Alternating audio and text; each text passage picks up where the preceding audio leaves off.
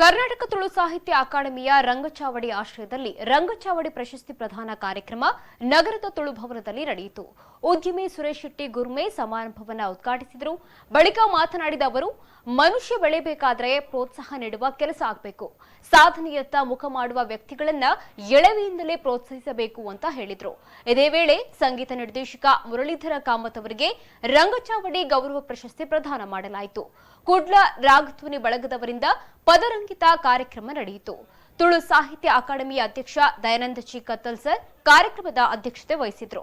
Yadava Kotian Permude, Ramanath Shetty Baikampady, Prasad Kumar Shetty, N Santosh Shetty, Surathkal ಬಂಟರ ಸಂಘದ ಅಧ್ಯಕ್ಷ ಸುಧಾಕರ ಪೂಂಜಾ, ಹಿರಿಯ ರಂಗ ಕಲಾವಿದ Vijipal, Tulu academy registrar Rajesh G, Rangachavadi ಸಂಚಾಲಕ ಜಗನ್ನಾಥ ಶೆಟ್ಟಿ ಬಾಳ, ನಿತೇಶ್ ಶೆಟ್ಟಿ ಎಕ್ಕಾರ್ ಸೇರಿದಂತೆ ಇನ್ನಿತರರು ಉಪಸ್ಥಿತರಿದ್ದರು.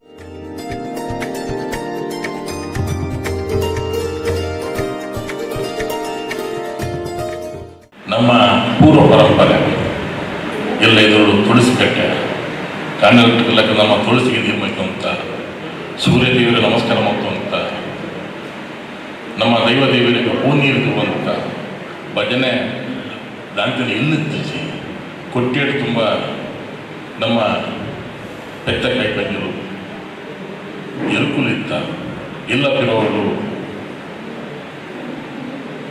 ದಪ್ಪನಾಗ ಹೊರಲ್ದ ಸ್ವರ ನಂಬಿಕೆ ಅಂತುಂಡು, ಅಂಚನೆ ನಗ್ನಾಗ ಪಾರ್ಧವದ ಸ್ವರ ನಂಬಿಕೆ ಅಂತುಂಡು, ಎಲ್ಲಿದ್ರು ತುಪ್ಪ ಇರ್ತದೆ.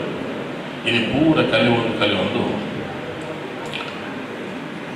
ಜನಪದರಿಗೆ ಬಿಟ್ಟು ಅಂಪೇರು ಹಾರಿಬ ನನಕಂದ ಅಂಗಾಲ ತೊಳೆದನ ಬಂಗಾರ ಮೋರೆ ತಿಳಿನೀರ ತುಕ್ಕೊಂಡು ಬಂಗಾರ ಮೋರೆ ತೊಳೆದನ ಇನಿ ಅಂಗಳದ ದಿನ ಅಪಾರ್ಟ್ಮೆಂಟ್ ಸಂಸ್ಕೃತಿ ನಮ್ಮ ಪೋಯತ್ತ ಸೆನ್ಸ್ದಲ್ಲೇ ಕೂಡ ನಮ್ಮ ಪೂರ್ವಜರ ಮಂದಿನೇ ನಮ್ಮ ಮಾರಲು ಬರ್ತಂತ ಐತೆ ಮಿಕ್ಕಿನ ಭಾವನಕ್ಕೂ ಸಂಬಂಧ ನಮ್ಮ ಕಲೆಯ ಬರ್ತಂತ